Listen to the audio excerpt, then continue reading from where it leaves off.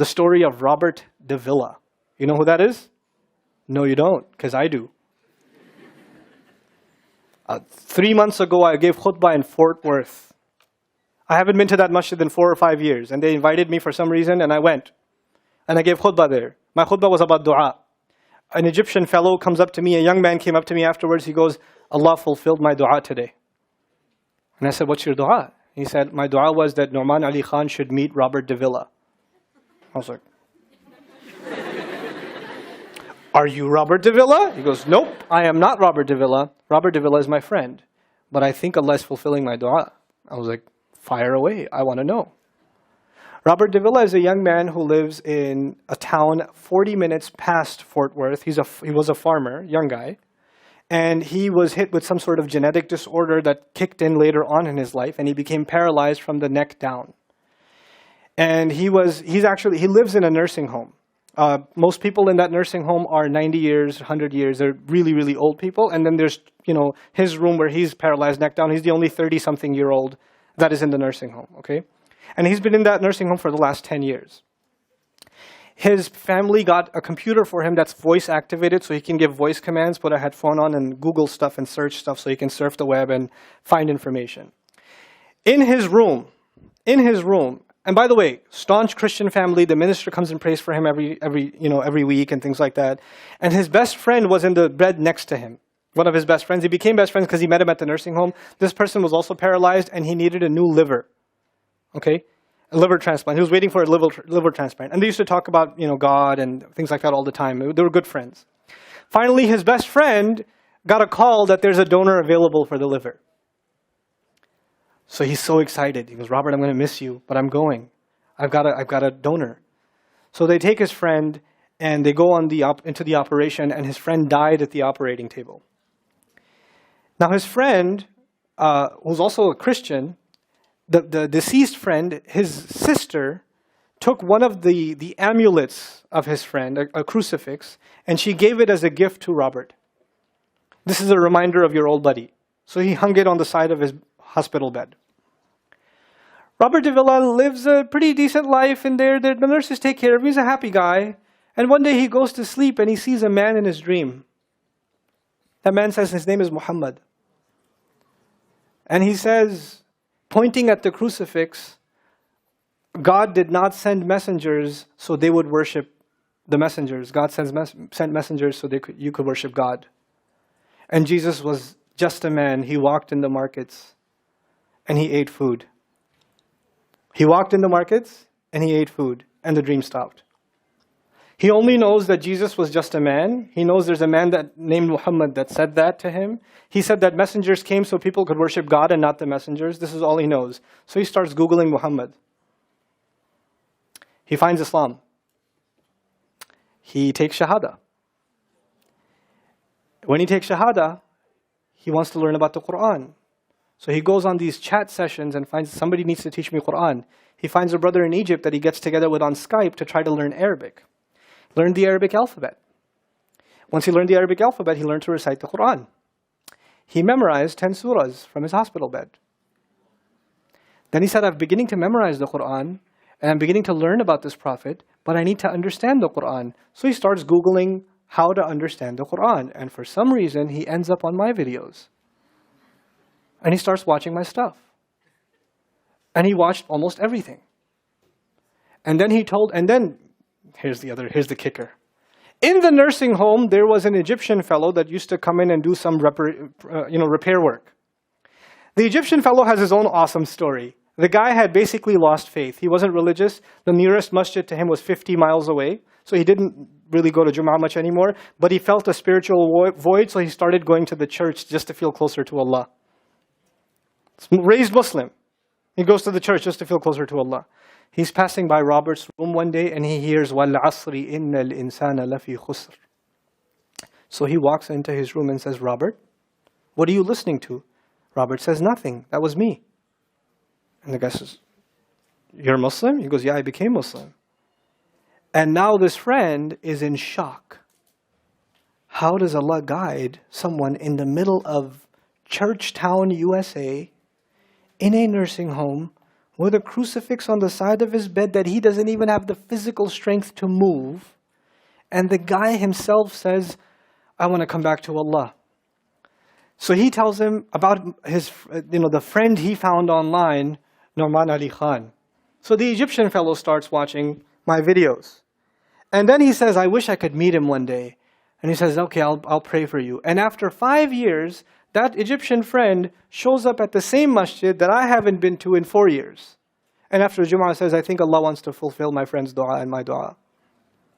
So I said, I think He does. Let's go. So I took a few of us and we went. And we met with Robert. We had a beautiful conversation with him. And inshallah, for Eid, we're going to go to his nursing home again. The nursing home was pretty shocked. You're all here to meet Robert? He's like, yep. Why do you want to meet him? He's an inspiration.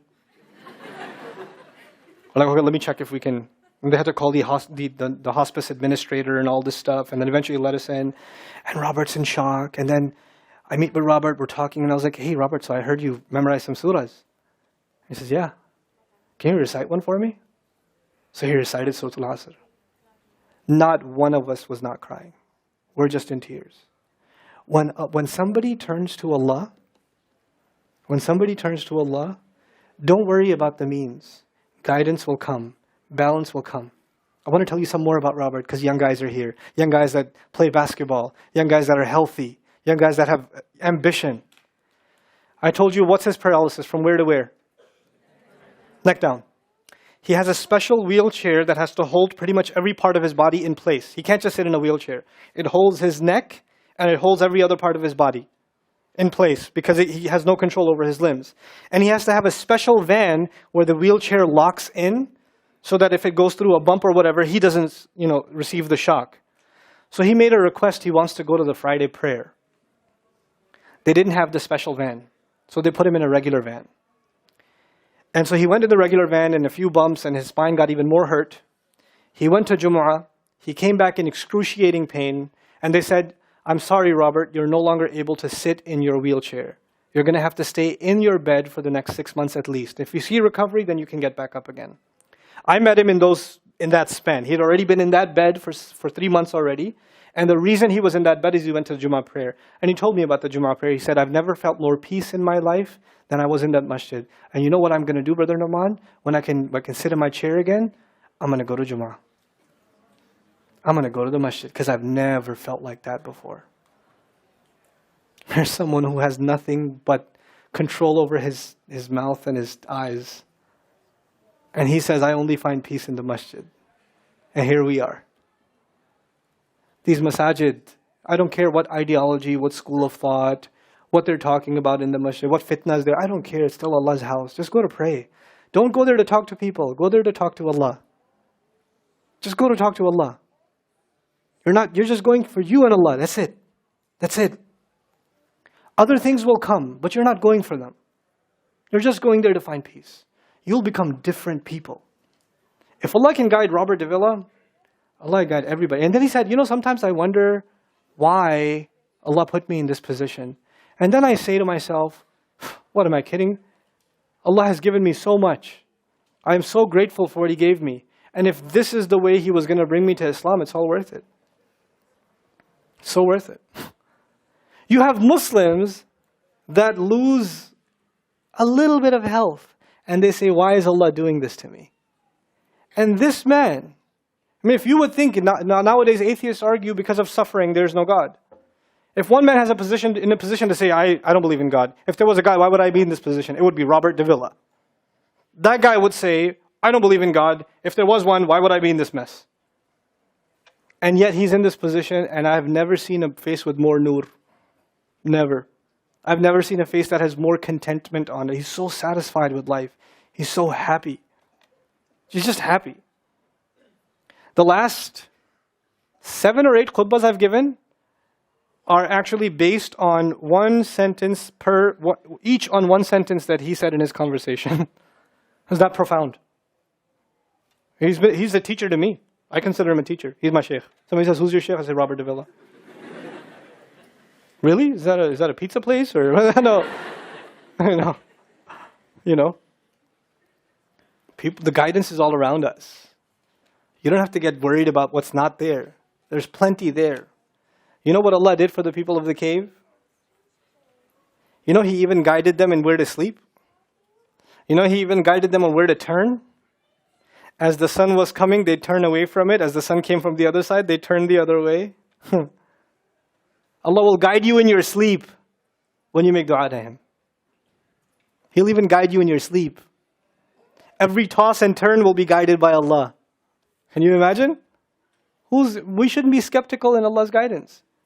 We shouldn't worry about how am I going to find balance. No, that's Allah's job to guide you. Your job is to talk to Him. Your job is to get sincere. That is the message I have for you. That is how we're going to find balance. Honestly.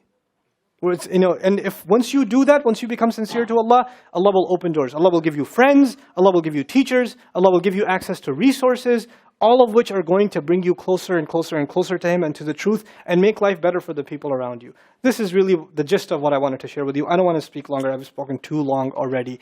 I love coming back to New York, and I'm so, so grateful for Queens College and the